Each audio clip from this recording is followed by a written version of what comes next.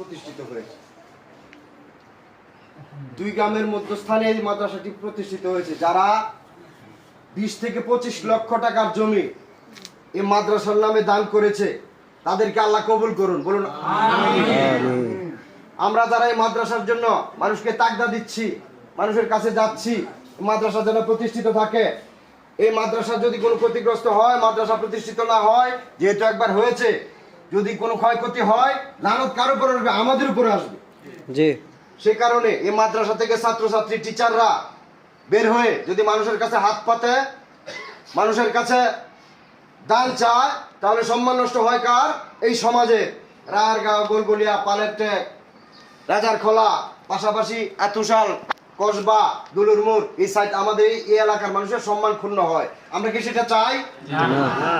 যদি না চাই, আমি সকলের কাছে উদাত্ত আহ্বান রাখবো, আল্লাহর দ্বীনের রাস্তায়, আল্লাহর দ্বীনকে প্রতিষ্ঠা করার জন্য কোরআনের পাখিরা এখানে পবিত্র কোরআন পাঠ করবে, কোরআন হাফজ করবে।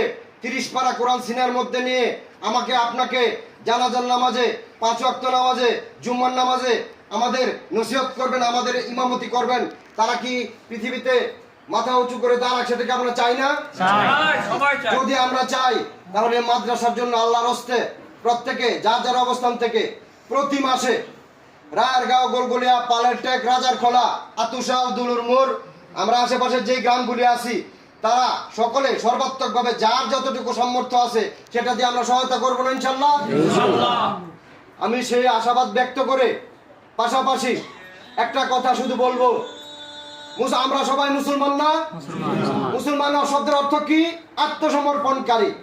যে ব্যক্তি আল্লাহর কাছে হিংসা, নিন্দা, ঘৃণা, কাম, ক্রোধ, লোভ, লালসা, মদ, মাৎসর্য সকল কিছু ত্যাগ করে পরিপূর্ণরূপে রাসূলের মাধ্যমে আল্লাহর কাছে আত্মসমর্পণ করেছেন, সেই কেবল মুসলমান।